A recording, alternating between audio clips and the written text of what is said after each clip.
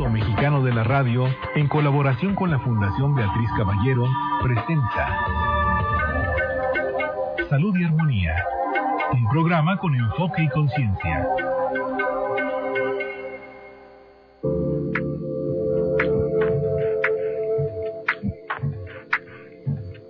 Son las 9 de la mañana con 30 minutos. Gracias por acompañarnos. Hoy que es martes 2 de octubre de este año 2012, este es su programa Salud y Armonía.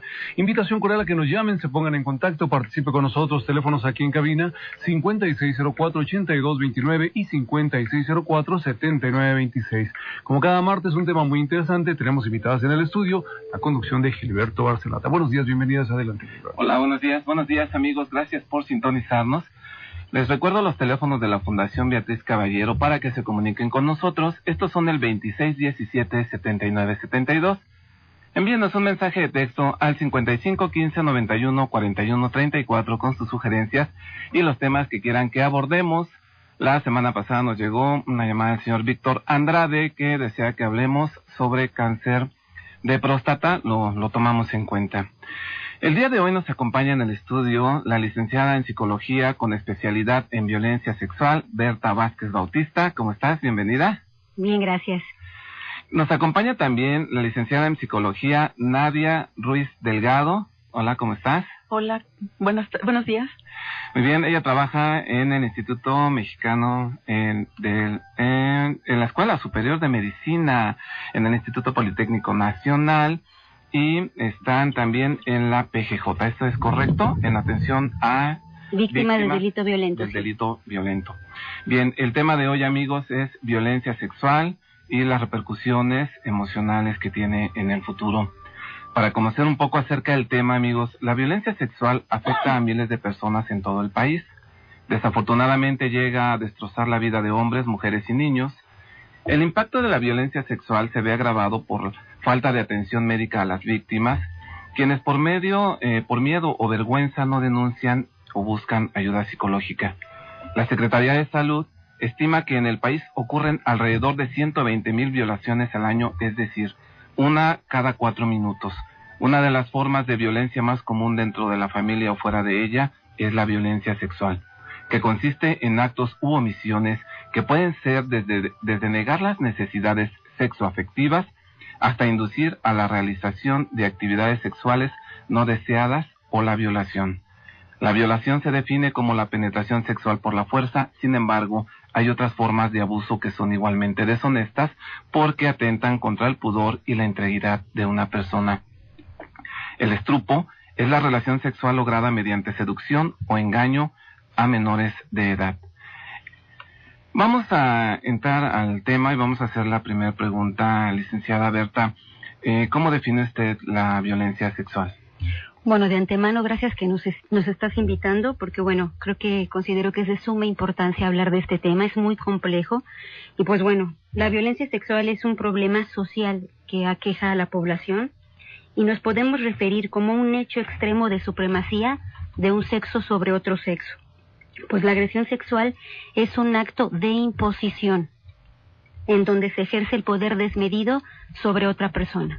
Prácticamente es como podría yo definirte la violencia sexual, y también me gustaría verla desde un evento traumático, ¿no? La violencia sexual, cuando se vive en la infancia, que puede ser una violación o abuso sexual que puede estar dirigido en tocamientos, en que el agresor se masturbe enfrente del niño o enfrente de la niña, o que le enseñe a ver películas pornográficas o revistas. Claro, de hecho un problema mayor es cuando los hijos o hijas se dan cuenta de que esta forma de relación se desarrolla entre sus padres. Así es. Los niños tienen el riesgo de aprender conductas violentas que replicarán en su vida sexual, y las mujeres de aceptar sumisión por miedo a los varones.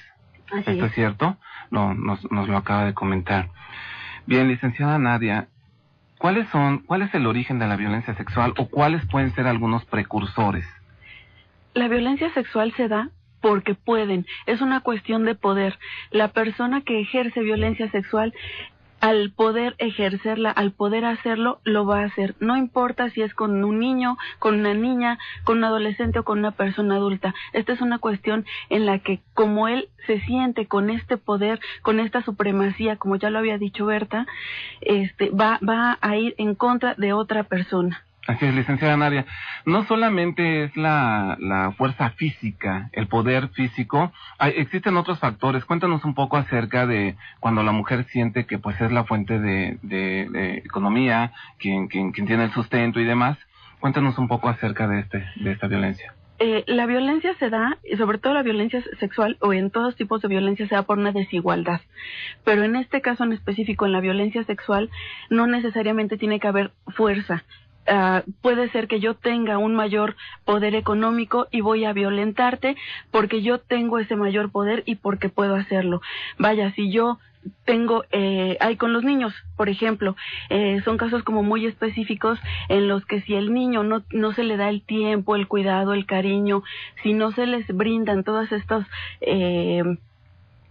posibilidades, ¿qué pasa? Que el agresor lo que va a hacer es que va a entrar en contacto con el niño brindándole todo lo que le hace falta. Va a hacer que todas estas necesidades que tiene carentes las va a suplir o se las va a dar de tal forma en que cuando el agresor llega a violentarlo, el niño no se va a dar cuenta. ¿Por qué? Porque lo que va a utilizar son formas muy sutiles de violencia, como la seducción, por ejemplo. Así es. Licenciada Berta, el hostigamiento sexual consiste también en solicitar a una persona con la que se tenga relaciones de subordinación, por ejemplo, los jefes de trabajo. Se platicaba los adultos con los niños. Platíquenos un poco acerca de esto cuando estos son negados hacia el jefe o el patrón.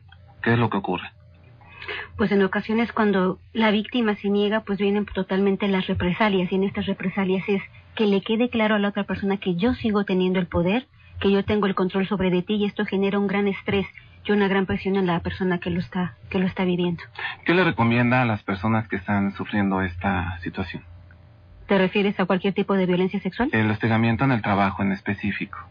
Que lo pueda a lo mejor llevar a un juzgado, o que de alguna manera a la parte importante de la empresa, a la parte jerárquica más alta, que sea la que pueda acudir para poderlo plantear. Muy bien. Licenciada Nadia, ¿cuáles son las formas más comunes de violencia sexual? Bueno, la más conocida es la violación, que es aquella donde se introduce, hay penetración por la boca, por el ano, por la vagina, con el pene, con alguna parte del cuerpo o con cualquier objeto. Pero también podemos encontrar el abuso sexual, que son tocamientos en el cuerpo. Está también el mostrar revistas pornográficas, inducir a ver películas pornográficas, incluso hacer que el niño o la niña toquen los genitales del agresor, o incluso el agresor masturbarse frente a los niños, o incluso el agresor también puede promover que entre niños se toquen. También podemos encontrar cuando los adultos dentro de una familia tienen relaciones sexuales y los niños las pueden ver o las ven, las observan, también esto es considerado una violencia sexual. Inclusive también aquellos casos en donde por conocimiento o por enseñar a los niños sobre sexualidad se tocan o se muestran algunas partes del cuerpo. Así es. Sí, esto es muy común en algunos casos en los que a veces por querer aprender y no tener los adultos esa convivencia con los hijos, ¿verdad? Esa educación sexual, pues ellos, la propia naturaleza hace o desarrolla ese instinto para que puedan buscar. Por eso el consejo para quienes nos están escuchando es que asistan a algunas instituciones, organizaciones de la sociedad civil, en donde puedan ellos tener información básica. ¿Ustedes conocen alguna asociación civil donde se puedan acercar? Sí, hay una asociación llamada ADIVAC, es la Asociación para el Desarrollo Integral de Personas Violadas, la cual tiene talleres, cursos, además de que da terapia tanto para niños, adolescentes y personas adultas, y tienen como esta capacidad de poder darles la ayuda necesaria o enseñar a los niños cuando nosotros no sabemos cómo enseñarles. Muy bien. Licenciada Berta, ¿cuáles son los casos más comunes que atienden en la Procuraduría? Es subprocuraduría, ¿verdad? ¿Dónde están? Sí, atendemos a personas víctimas de delitos violentos, que prácticamente son secuestros, robos, pero a veces van acompañados de violencia sexual. Y aquí específicamente sí los podemos abordar, dado que muchas veces nos mandan conforme al delito, pero no nos mandan conforme al daño emocional. Entonces muchas veces en mi práctica profesional puede ir una persona que haya sido secuestrada, pero también en el secuestro hubo tortura y violación. A veces están más afectadas por la violación y por la tortura, que es cuando ahí se puede trabajar con estas personas, o incluso se pueden derivar a CTA.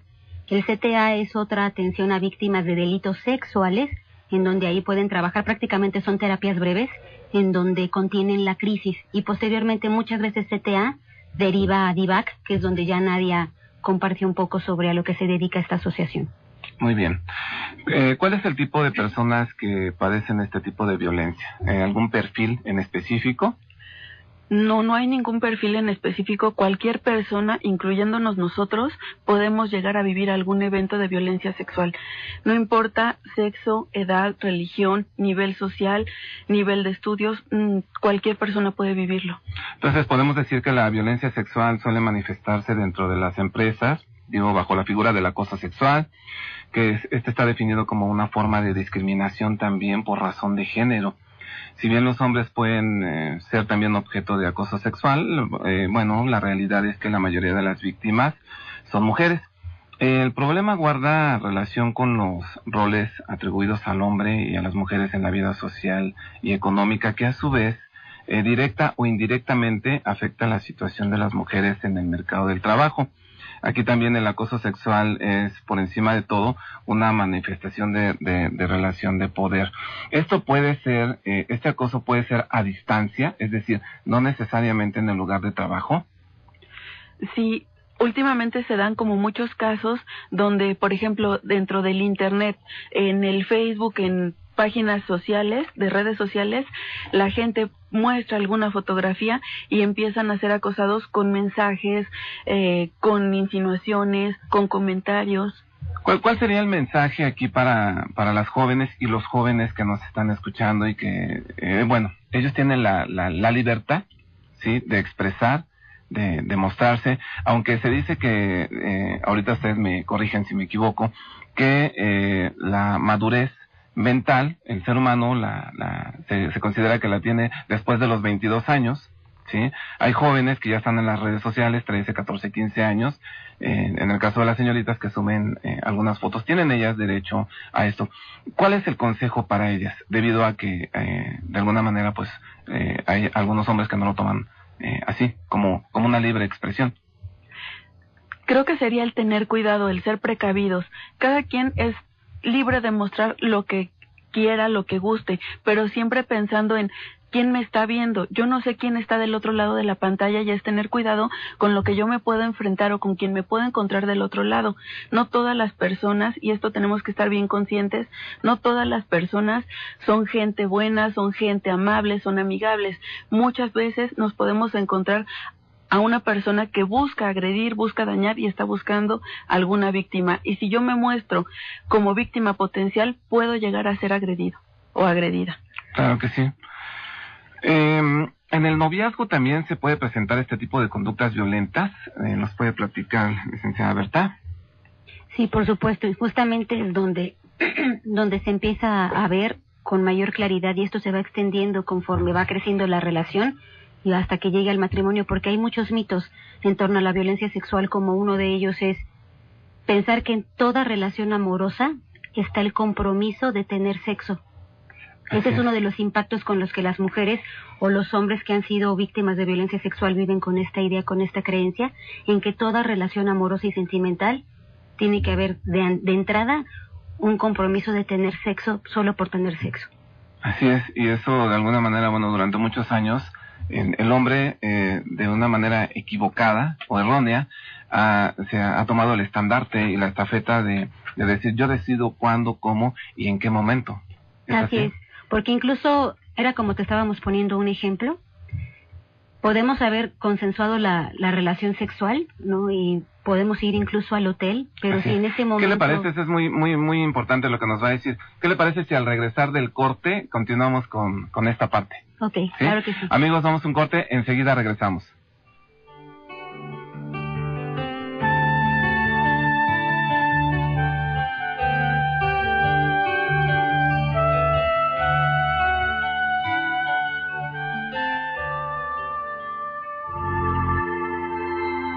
Estás escuchando Salud y Armonía, un programa dedicado al bienestar físico, mental y emocional.